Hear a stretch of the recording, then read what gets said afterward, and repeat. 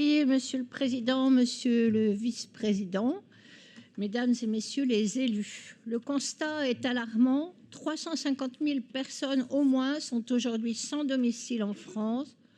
Ce sont 20 000 personnes de plus qu'en 2023, 200 000 de plus qu'en 2013. Cette évolution est inquiétante et le gouvernement porte de lourdes responsabilités à cette dramatique situation humaine.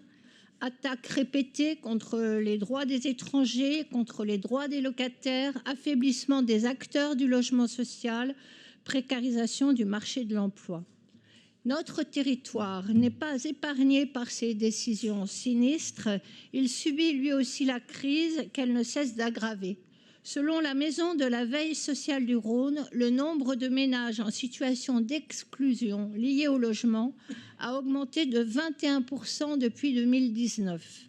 Ici, comme ailleurs dans le pays, la liste des droits sociaux diminue et la liste d'attente du 115 s'allonge. Alors, les besoins en places d'hébergement explosent. Pourtant, l'État, dont c'est la compétence et la responsabilité, n'augmente pas l'offre de l'hébergement. Au final, les principes de l'accueil inconditionnel inscrits dans la loi sont bafoués. Les personnes concernées se retrouvent sans solution et les professionnels font face à des situations intenables. La métropole, en tant que département, héberge des publics très spécifiques dans le cadre de l'aide sociale à l'enfance.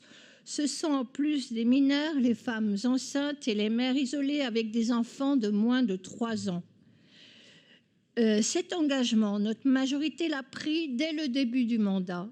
En faisant preuve d'innovation, nous avons ouvert des sites d'hébergement en sortie d'hôtels, de squats et de bidonvilles.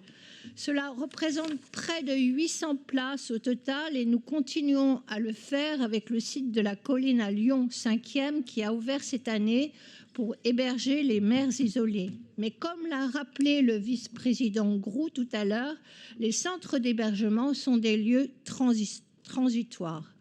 Par ailleurs, sans hébergement en nombre suffisant, nous payons également des nuitées hôtelières. Et 1 fois sur 4, ces prises en charge à l'hôtel se font en dehors de nos compétences. Oui, comme de nombreuses collectivités locales en France, nous nous retrouvons à faire à la place de l'État. Cette irresponsabilité du gouvernement entraîne des situations aussi graves qu'inhumaines. Des familles se séparent pour que la mère et l'enfant au moins puissent avoir un toit sur la tête. Et les finances publiques font le chiffre d'affaires de certains hôtels qui accueillent la misère.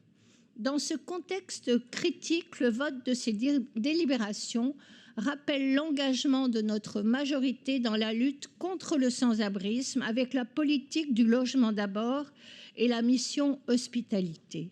Nous n'avons pas toutes les cartes en main, mais nous utilisons celles dont nous disposons. La création de cette coopérative Logement d'abord est unique en France. Elle va non pas réquisitionner les logements vacants, mais permettre de mobiliser le parc de logements issus d'opérations d'urbanisme devenus vacants et d'autres biens plus diffus que nous n'arrivions jusqu'à présent pas à capter avec les outils existants.